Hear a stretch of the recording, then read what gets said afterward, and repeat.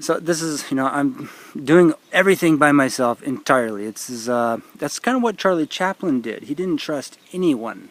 Okay, he had to do it all himself because he had a vision. I have a vision. Okay, I want to. Okay, this is pure science. I love science because it's the only thing that doesn't BS. It doesn't have to cuss. It doesn't have to get, to be angry or drunk or something like that. It's science is the answers. That's what we want. We, without even smiling, without even just thank you, bliss. Just not, not the happy-go-lucky salesmen sort of always in this grade or sort of a stout, astute, whatever it is, language. Not even that is needed when you have science. Okay, words mean nothing. The prototype that we can copy and make cakes. Okay, this is true. It's kind of silly if you're reading between the lines, and I have to keep going away because I hear my dad, the crazy man. Cakes. Okay, so this is like there are, they say, 11 million dead trees in California right now, and there's all across the West and the world vulnerable wildfire. There are vulnerable immigrants. There are economies that are vulnerable. Markets. A lot of things that need catch my breath. Automation and technology to actuate their security. Okay, you can't expect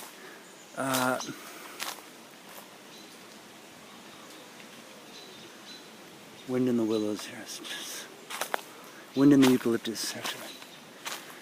You can't expect people to understand without being someplace, and you can't expect someone to show up at the right time without requesting them to be there. Everywhere I've ever gone, I've been invited.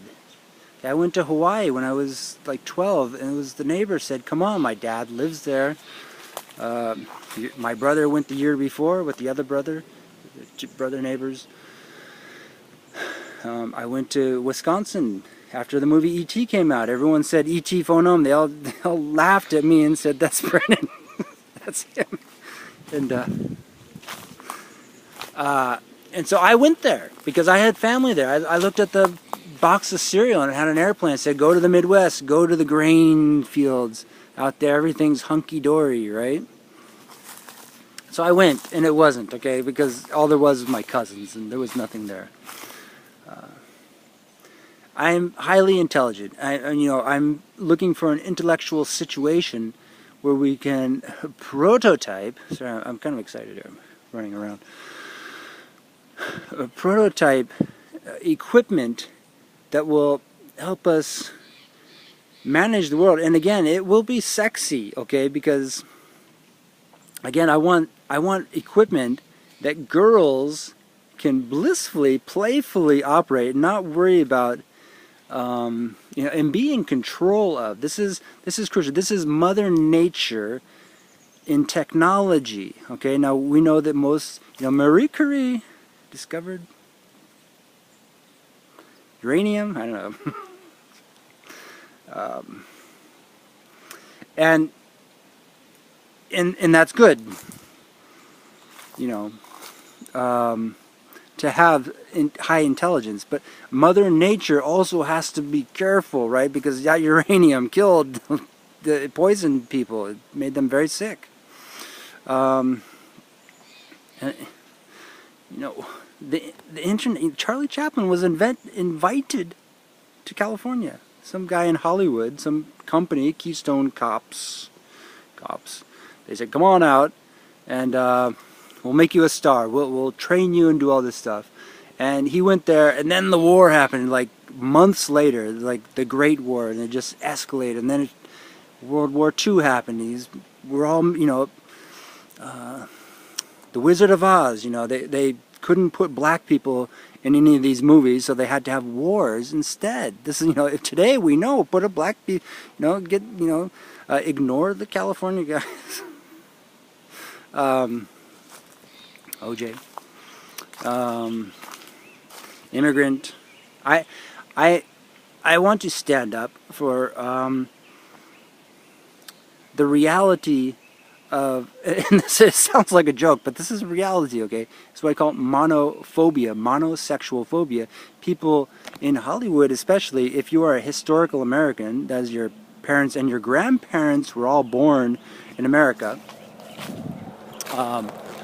then I do not see these people in Hollywood, in the media, anywhere. Okay, except if you got the immigrant connection. So, if they don't have that, if you don't have a parent or grandparent, like Michael Bublé's grandfather made sure he got the best training. Okay, on the West Coast, where you don't see a lot of that. Immigrants, Kurt Cobain's parents were immigrants. I see a lot of the toys that I thought were going to be available to me going to immigrants, some of them from the third world, and I feel resentful about that. Okay, all through the 90s I saw me getting nothing. I am like George Washington, okay, very tall, there's a very same biographical equation. The accessible frontier used to be Chesapeake Bay, and now it's San Francisco. And this was, you got to understand this, it's really crucial. The knowable frontier did not exist beyond Europe until GPS was invented in 1739. Because that was when George Washington was 7 years old.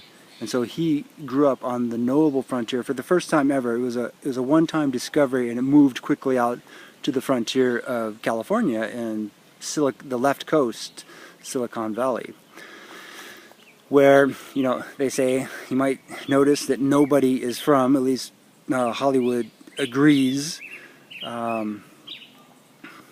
nobody has anywhere to stand, or unless they're stepping on the shoulders of someone who aren't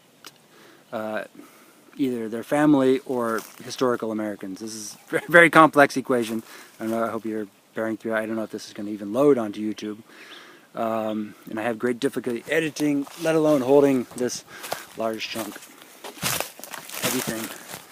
Could be a Samsung, could be, who knows, Vodafone, one of those,